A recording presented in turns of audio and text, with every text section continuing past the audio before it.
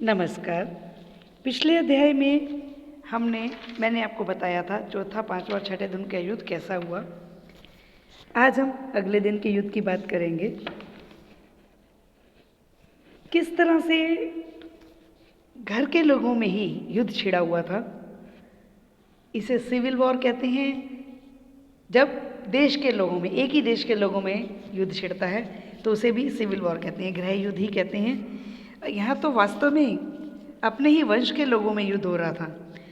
तो यह गृह युद्ध 7वें दिन और भी भयानक रूप ले चुका था, क्योंकि युद्ध कई मोर्चों तक फैला हुआ था और प्रत्येक मोर्चे पर प्रसिद्ध वीरों का घमासान युद्ध हो रहा था।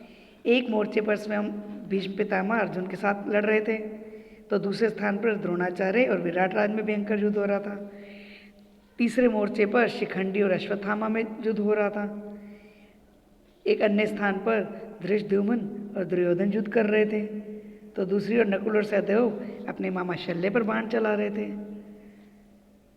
तो एक और जगह पर अवंती के दोनों राजा युधामन्यु से लड़ते दिखाई दे रहे थे।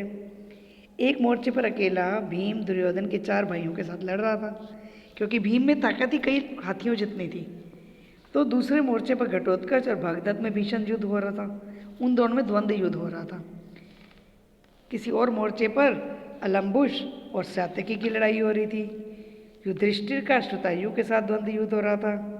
तो इस तरह से जगह जगह पर सभी एक दूसरे के आमने सामने होकर युद्ध करने में तल्लीन थे, व्यस्त थे। युद्ध में विराट राज को द्रोणाचार्य से हार माननी पड़ी थी, क्योंकि द्रोणाचार्य तो गुरु थे सबके। विराट कुमार उत्तर एवं श्वेत पहले ही दिन की लड़ाई में वीरगति को प्राप्त हो गए थे। अब 7वें दिन के युद्ध में तीसरे कुमार शंख ने भी पिता विराट के देखते देखते प्राण त्याग दिए। तो आप सोचिए कि एक पिता के सामने उसके पुत्र प्राण त्यागे युद्ध में, तो कितने दुख की बात है। लेकिन युद्ध, क्योंकि उन्होंने सबने प्रतिज्ञा ली थी कि हम युद्ध को अंत तक लड़ेंगे, तो वो युद्ध होता रहा और यह युद्ध बंद हुआ सूर्यास्त होने के बाद ही। अगले दिन का युद्ध शुरू होने पर, यानी 8वें दिन, भीम ने पहले ही मौके में धृतराष्ट्र के 8 पुत्रों का वध कर दिया। तब एक ऐसी घटना हुई जिससे अर्जुन बहुत ही शोकाकुल हो गया। उसका प्यारा और साहसी बेटा इरावान, वह वीरगति को प्राप्त हो गया। भीम पुत्र घटोत्कच ने जब यह देखा कि उसका भाई इरावान मारा गया है, तो उसने इतनी जोर की गर्जना की कि सारी कौरव सेना थर थर कांपने लगी। तत्पश्चात वह कौरवों की सेना पर टूट पड़ा और ऐसा प्रलय मचाया कि सब देखते ही रह गए। इससे युधिष्ठिर ने सोचा कि कहीं घटोत्कच किसी मुसीबत में ना पड़ जाए, इसलिए उन्होंने तुरंत ही भीम को घटनास्थल पर भेज दिया।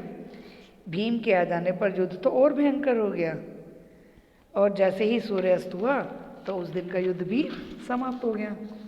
अब अगले दिन जब युद्ध शुरू हुआ, 9वें दिन, उस युद्ध में अभिमन्यु और अलम्बुश में इतना भयानक युद्ध शुरू हुआ। अर्जुन पुत्र अभिमन्यु ने पिता की तरह ही युद्ध कौशल का परिचय दिया। उस दिन भीष्म पितामह ने भी पांडव सेना की बहुत बुरी गति करी, बहुत आक्रमण किए, कई सेना के लोग मारे गए, कई हाथी घोड़े मारे गए। तो यह सब देखकर श्री कृष्ण और अर्जुन दोनों ही व्यथित हो गए। सैनिक भी बहुत पीड़ा में आ गए। और फिर जब सूर्यास्त हुआ थोड़ी देर में, तो युद्ध समाप्त करने की घोषणा कर दी गई। तो आज का अध्याय यहीं ख़त्म करते हैं। कल अगले अध्याय में मिलते हैं, जिसमें युद्ध के बाकी के दिनों के बारे में आपसे चर्चा होगी। धन्यवाद।